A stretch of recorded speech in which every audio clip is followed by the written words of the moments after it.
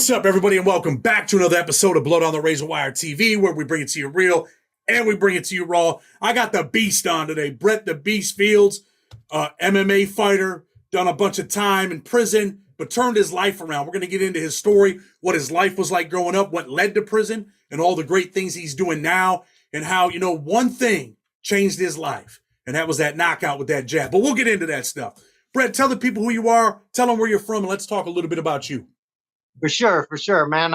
I'm Brett the Beast, like the Bear, so DA. You know what I mean? Because I'm from Chicago, so that's my fight name. Now I'm a professional bare knuckle fighter. I used to do MMA, but now I do the BKFC, the big time, taking off the gloves, and two professionals just going to war.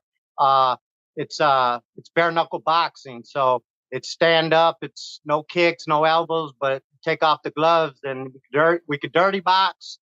And so it's not like boxing. It's or MMA. It's a sport all its own. But we all come from different professional backgrounds, combat sports, whether it's kickboxing, Muay Thai, boxing, or MMA. And I was an MMA guy and came over to bare knuckle. It's been around since 2018 in the States.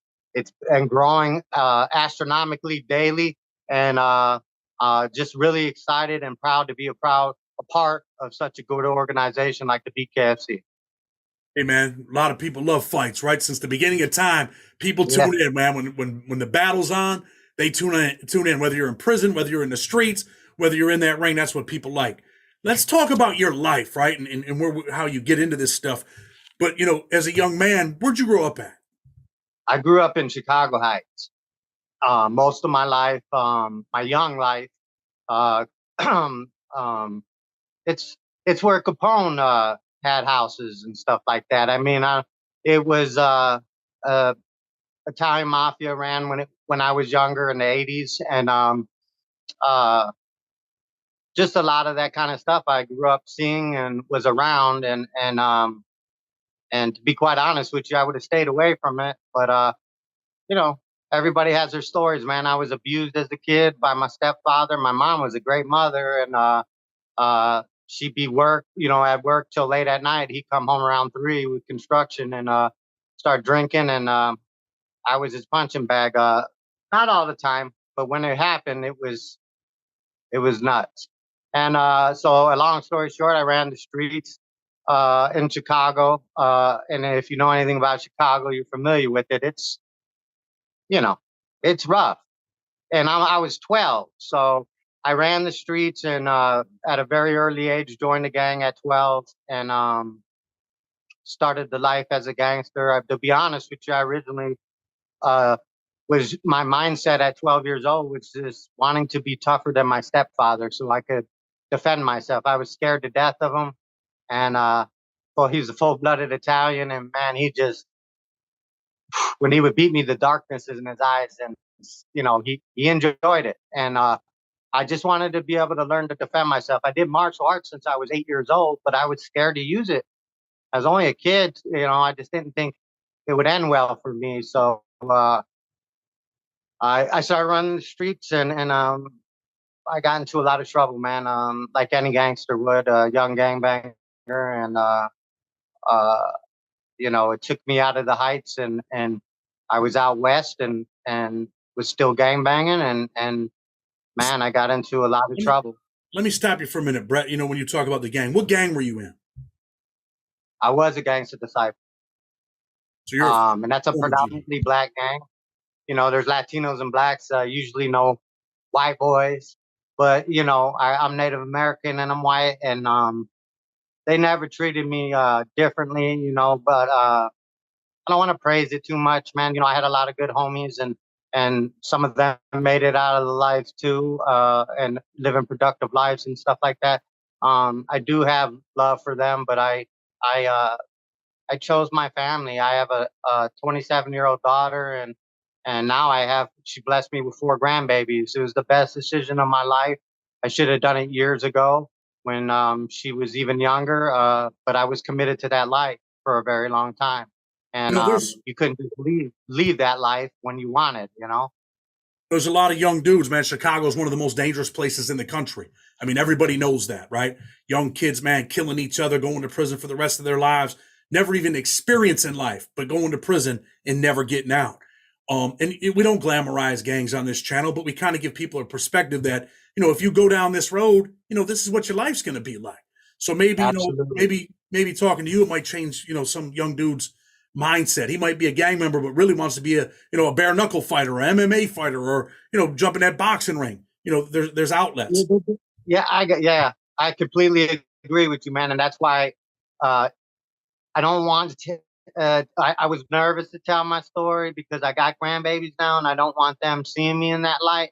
But to be quite honest with you, was a part of my life for decades. I'm 43 years old. I lived that life till I was 33, and then I got out of the Indiana penitentiary, and I committed. I retired. I asked them for permission. I did it honorably. You're allowed to retire from being a gangster disciple at the age of 35 if that's what you choose to do. I retired 2 years early, but I had, I'm not trying to brag or nothing like that, but I did a lot of work for them. Obviously, I went away at the age of 16 till I was for 10 and a half years for them, and I never kept my mouth shut, and I just went and did my time at 16 years old. I didn't get out till I was damn near 26 years old, man. Let's talk I about went away when they had beepers and stuff. You know what I mean? Pagers, let's and then talk I about come that home. for a minute, Brett. Yeah. Let me stop you for a minute. Let me ask you about that. You're 16. You end up doing 10 years. What was the crime? Oh, I don't really talk about it too much, but it was criminal, organized crime, criminal syndicate, the RICO Act.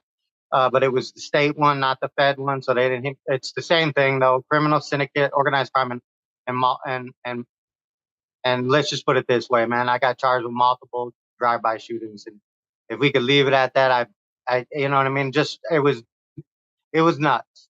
People got hurt, and it wasn't good. We can leave It it at wasn't that. good at all. We can leave it at that, but we could talk about the bigger picture too. At Yes, sir. 16 years old, you took a Yes. chance, for your people, for this gang that you were committed to possibly spending the rest of your life in prison if someone would have ended up dead, if they would have That's convicted you.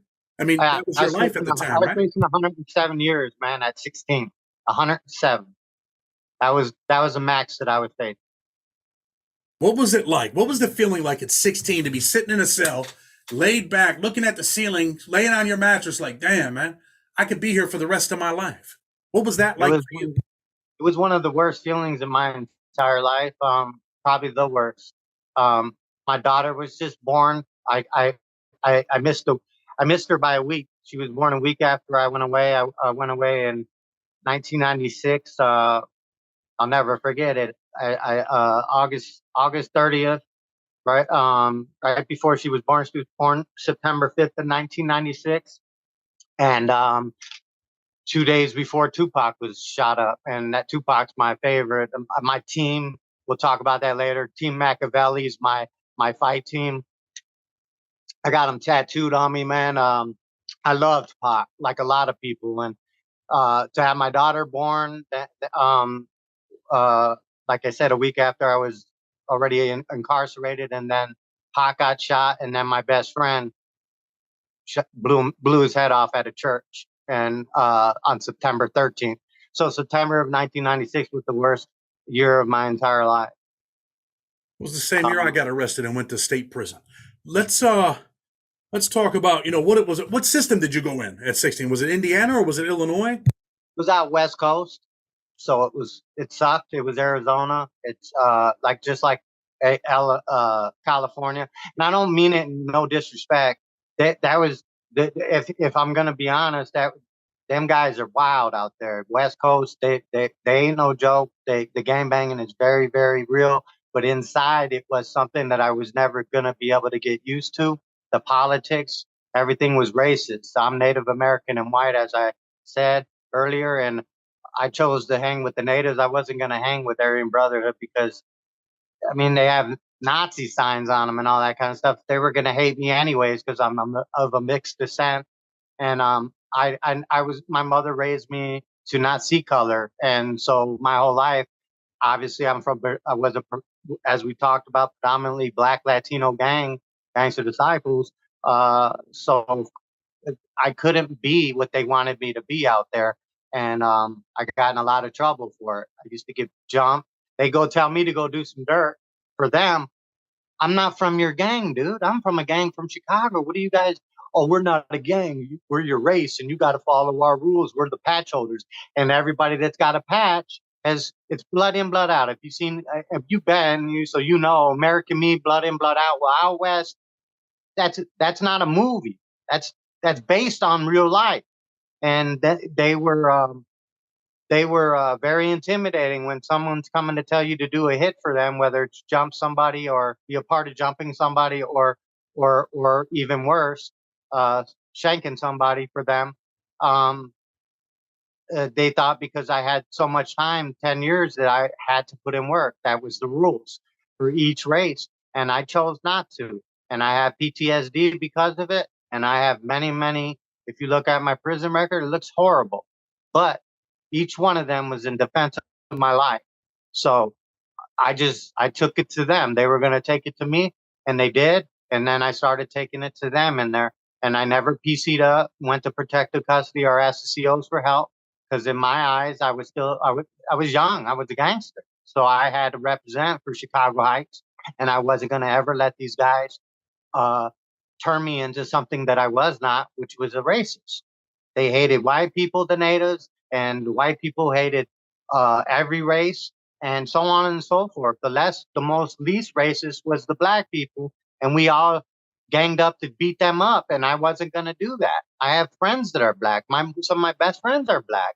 My brothers are. Some of my family, some of my cousins are black. Like it was insane to me how they were trying to force. And these are hardcore gangsters, and they're being forced in there. I'm not trying to disrespect because man, I don't, I ain't got no disrespect for them. They're nuts, and they ain't no joke. But it wasn't my cup of tea. I wasn't gonna do that. I'm from Chicago, and we don't get down like that.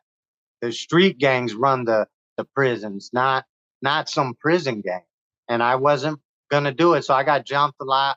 They tried to stab me a lot, and I went to Supermax twice. No, excuse me, 3 times. First time for my crimes. When I went in, they sent me to Supermax, which is, as you know, level 5. You're locked down all day in a cell. They bring a shower to you, type shit.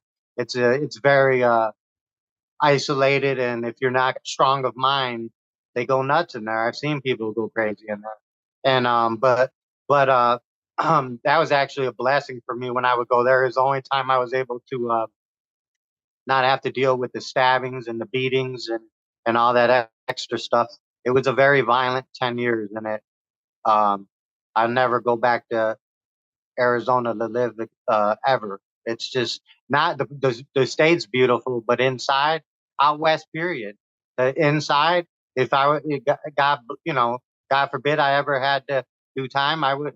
I don't live that life, but I'm just saying in general, I would never risk being in that system again. That prison system is horrible. Let me ask you this. Let me ask you Uh, this. Let me interrupt you here, Brett. you good, sir. The second time you go to the Supermax, right? What is that for? Do you have to put in some work, stab somebody? What's life like in I prison? didn't have. Well, I did have to, but I didn't do it for them. I did it to protect myself from them. My own natives were trying to make me do work, and I just said no. So I got in a fight. They sent some guys to get me. I did good. I always did good, man. I trained so hard. I was huge in there. I was 250, 21-inch arms at the end. I was huge, and I did that purposely because size matters if you know what you're doing with it. And I was getting jumped on more than I was having one-on-one fights. So when you're fighting multiple people, it's very helpful to have a lot of muscle and size on you if you know what you're doing with it. Because I would knock people out quick and be able to deal with the others. Now, I didn't win all of them when I was getting jumped, but I never lost. You know what I'm saying? They were never to get me to the ground and stomp me with them prison boots because they kill people like that. And People, listen now. Some people might be listening, like, man, this dude's capping. But if they see you with that jab, knock that dude out in their bare knuckles, they might be like, oh yeah, dude's not capping. Nah, yeah, exactly. I appreciate that, man. Yeah, BKFC, man. My last fight, it was a jab. I knocked that professional fighter out. We're professionals, man. We're beasts, and both of us actually had the same name. My opponent. This is this is him and I right here. It's a new got Robert Thies and Nikki Thies got this for me. Some of my friends in Florida sent me this beautiful. It's huge, man. It doesn't do it justice on video, but that was one of the last punches I landed on him before I knocked him out. 99 seconds it took me, man. It was first round knockout. It was beautiful, and yeah, man, I really fucked him up. I can't talk too much about it because we got contracts we signed, but we've had a conversation, him and I, afterwards because we're cool. He was a good fighter, man. It was a great fight. If you watch the fight on the BKFC app, it's awesome, man. And it's not expensive. It's not super expensive to get the app. And you'll be able to watch all the fights from previous and catch up and watch all the other fights, man. It's Bare Knuckles insane. I just want to give a quick shout out to my management, which is Jackson Wink Worldwide and Brandon Gold, my manager. They believed in me and and Nate Shook and the president David Feldman, they believed in me. They gave me a shot. I was an amateur and I went to tryouts. Usually you have to be a professional to try out. I had been doing amateur fights, and my promoter Mike Davis, one of my brothers now, he's the one who put me in contact with the BKFC and Kevin Smith to to. They asked them, out of all the Midwest MMA fighters you got, professional, who do you guys got that's a good name, that's willing to do the bare knuckle? I'm an amateur, and Kevin Smith, or excuse me, Mike Davis gives me a shout out to Kevin Smith and says, I got an amateur. Well, we don't do the amateurs. He'll go pro.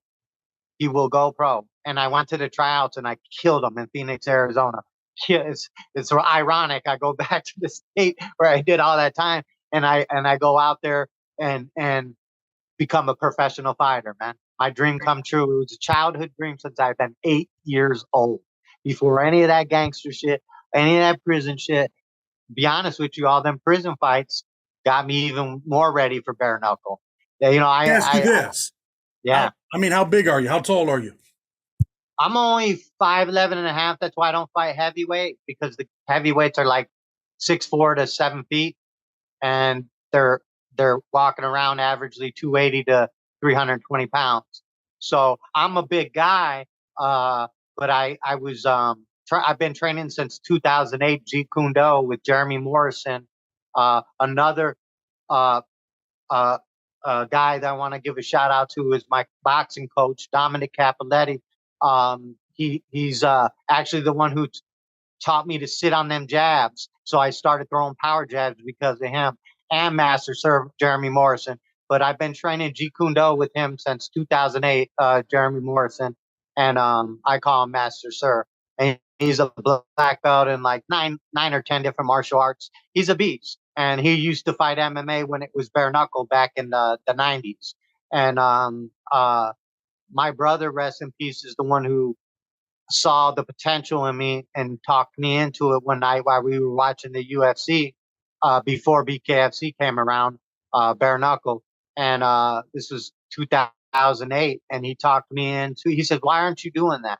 You used to compete when you were a little kid until you were 13 years old. Even when before I stopped gangbanging, I was still competing in tournaments, and like the Karate Kid tournaments, full contact, all of that, And I never lost a fight. I was extremely good at it.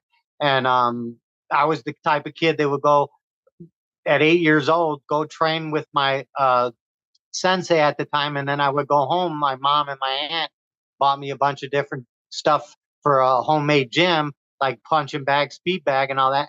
And whatever I would learn that day with the sensei and at the dojo, I would go home and train for another 2 to 3 hours downstairs. So it is what I did in the joint to survive. I trained every day in there, not to get big and look good when I come home. It was because I was in war there. I was in straight war the whole time. And to answer your question, I went back to Supermax. Yeah, this is a previous question you asked. I saw it with a weapon. they were going to kill me because I beat them up in a jumping and embarrassed them. So one of the guys that I beat up was coming to kill me, and one of my friends, thank God, I didn't have many friends in there, but he told me that so and so was coming to get me, and so I went and got him. It was a war in And there. You said it it was a is a war in there, war. right, Brett? What's some of the worst things you actually Absolutely. seen? I want some of these young dudes to know what's going on in there. What's one of the worst things I you've seen absolutely. personally? I'll tell you my first horrific story. I got out of Supermax because I went there, as we talked about, for my crime and because of my age. They wanted to, put me with the worst of the worst first. So I went to level 5 Supermax when I was 18 years for my 18th birthday, and then when I was 19, I got out for the first time at Supermax and got sent to my first level 4 maximum security yard. And I got there and I literally was there for less than a half hour. All of a sudden I start seeing COs running in every which way. And there's like a beep going out on their walkie talkie. And I've been in juvenile, so I knew it was something, but, they come back and I didn't even ask them. They were laughing to see some of the COs, not all of them, but some of them were laughing, and I was wondering what was so funny after something probably serious happened. And they told me that you got to be careful here. This is the big boy leagues right here. A dude was just stabbed 22 times by his own race. It's usually your own race that comes and gets you. It doesn't even make. It's just man, it's god awful in there, man. Mexican Mafia, Aryan Brotherhood, uh, the BGF, Mau Mau's, Crip. Crips are the only ones I really got to give credit to. They stick to their own just like they do on the street. And I'm not even a Crip. I'm just saying out west they stand up against all everybody, and they're outnumbered by most. It's man, it was my most horrible. Like I said, I have PTSD and I have it bad from them years. Uh, Sometimes I have flashbacks, nightmares. So to answer your question, just to go back to what we were talking about, 22 times he got held down and then stabbed 22 times, man. And yeah, he did die. Horrible, man. That was my welcoming to the West Coast level 4 prison systems. Eventually, you get out of Horrible. that. Eventually, you get out of that system. Do you end up in the feds too, or no? No, I never went and never did Fed time.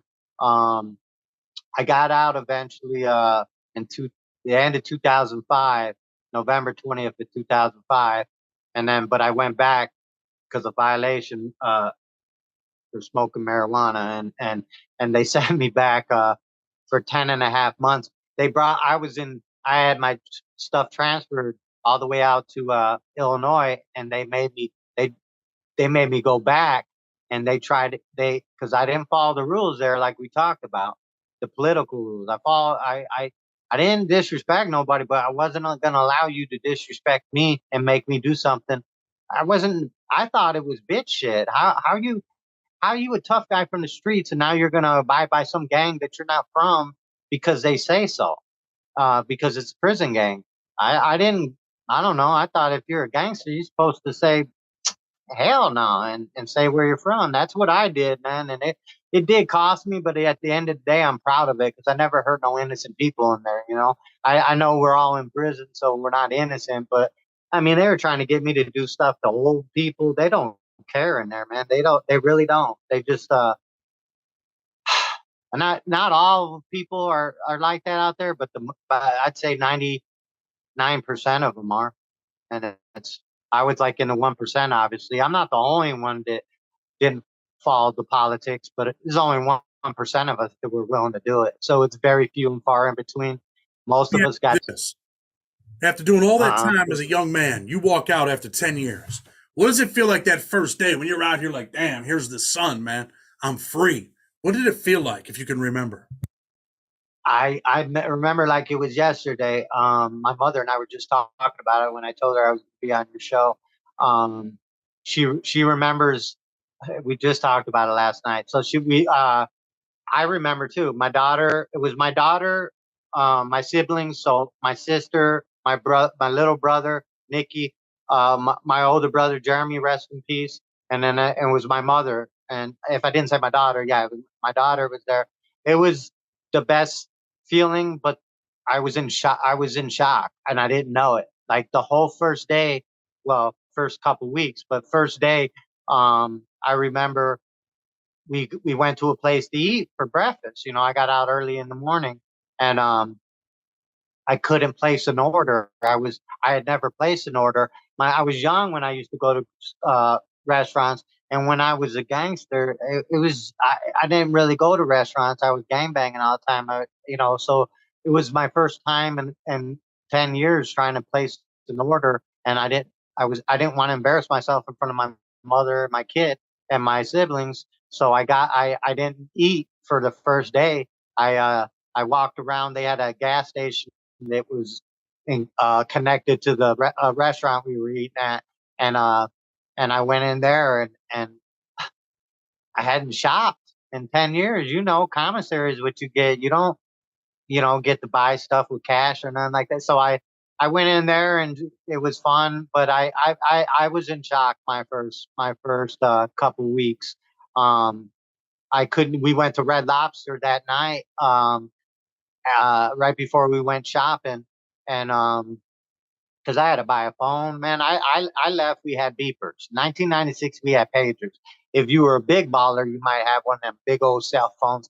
But uh, everything was a trip to me. I mean, my own 10-year-olds had phones, and I knew nothing about nothing, man. They had MySpace when I came. I didn't know nothing about none of that stuff. Um, a lot of it was, you know, it was Free it took now, me. Brett. That's all that matters. You're free. You're living your best Yeah, life, right? yeah, yeah, exactly. And I mean, it's the lessons learned. There was many lessons learned in them years in there. Um, Believe it or not, I wouldn't take it back because if I wouldn't have went away, I would have ended up dead, and I would have hurt a lot more people. Yeah, they were gangsters, but it's never okay. And I would never have had the opportunity to really see what that life is going to bring you. And what I'm telling you, I hope it is a horror story for people. Seeing people getting gutted in there like it's nothing. Seeing serial killers talk to you about their victims. That's it. I had a serial killer telling me that the way he got caught. He thought it was. I didn't know he was a serial killer for one. And then I'm sitting eating lunch, and I'll never forget it. Vegetable soup, and here he is thinking that I want to hear a story about him riding across state lines, pulling a leather face and cutting a girl's face off, not a woman, but a girl's face, and he's a man, and putting it over his face so he can try to get through the the roadblocks they had looking for him, and he got caught. That's how he got caught, with some other person's face on his face, and he's telling me this, and oh God, man, I never Good sat dude. around that guy again, needless to say. And vegetable soup has never been the same. I'm telling you, man, it is. Damn, bro. I think I don't. I'm not eating vegetable soup anymore either. But listen, man. Before we get ready to go, right? We're Mhm. getting ready to close up, man. Anything you want to say to these youngsters out here that are on the wrong path? I really want to say to these youngsters out here, man, that it's never too late. I'm 43 years old. I didn't do this, didn't make this change till I was 33 years old. I'm fully committed to it, and that's what I want to tell you, youngsters, man. If you're gonna go, you got to go all in. You can't be half, one foot in, one foot out. You cannot do that, man. I don't even speed no more. You hear me? I just do everything by the book. The reason why I don't speed, I don't want to have to deal with cops. But when cops actually deal with me nowadays, I'm a professional fighter for BKFC, the best organization in the world, and they know that, and they're a lot. Some of them are my fans now, and it's a beautiful thing, man. Not all cops are bad, and not all street guys are bad. But if you're gonna make that change, go all in on it. You don't got to do it. You don't got to be a fighter. Be a rapper, singer. Uh, uh, the, you go back to college. You could get a grant. You know what I mean? Especially if you've been done time. There's certain organizations that You will could be give you anything you want to be. You could be a businessman. You could be a dentist. You could be anything absolutely that you want to be. entrepreneur, anything you want to be, man. You can do it. You know, I want. I just like I said, I want to make sure um, that I stress that I have 4 grandbabies and I was able to make a change and make them proud. September 29th changed my life forever. That knockout with the jab and 99 seconds in the first round for BKFC. I knew I was capable all the years I trained before and all since 2008 committed and then obviously that was one of the only things that helped me was all them fights in prison. I fighting 2, 3 guys at a time. I know how to finish people fast and bare knuckle. It's usually finished in first round, and that's how I get down. So big shout out to all the youngsters, man, wanting to have a better future, and you can do it. There's proof. Me and Chad did it. You can do it. You don't have to live the rest of your life looking behind your back and wondering when you're going to go back inside or die. That's the only 2 ways about that life, man. And that's real tough coming from an OG, 43 years old, man.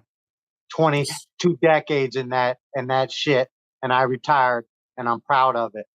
That's what's up, bro. Listen, man, I appreciate you coming on, sharing your story, sharing your experiences. I'm going to tell people, man, this new bare knuckle thing, it's out. What is it? It's Bare Knuckle Fighting Championship, right? Bare Knuckle Fighting Championship, BKFC. The app is like $7 for for a year or something like that. It's great. It's a great price. It's worth it.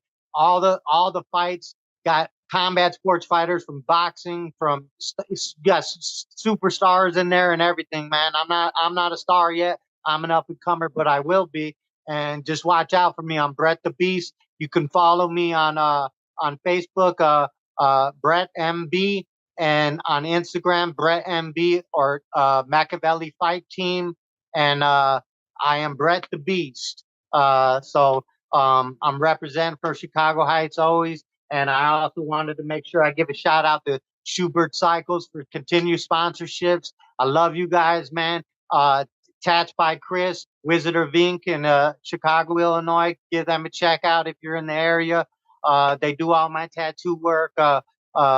Tats by Chris, and he's a hell of a tattoo artist. And he's also a guy like us that changed his life and has a whole new life. And he's a great tattoo artist running his own business with Wizard of Ink. And yeah, give them a look too. So thank you so much for letting me have this time with you, man. I appreciate you letting me tell a bit of my story and where I'm going now from here on in out. What I've been doing the last 10 years of my life now. Going in March, it'll be 10 years since I've been free and living this childhood dream of mine, a professional fighter, man. Who would have thought at 43 years old? I started at 41, the professional thing, was doing amateur MMA before this. It's worth it. Make the change. I'm telling you, man, there's so much beauty in this world once you let go of that gangsterism, man. Well, listen, Brett, man, I appreciate you. Like I said, I'm going to tell people if you like what we're doing, hit that like button with respect. Blood on the Razor Wire TV. Until tomorrow, we're out.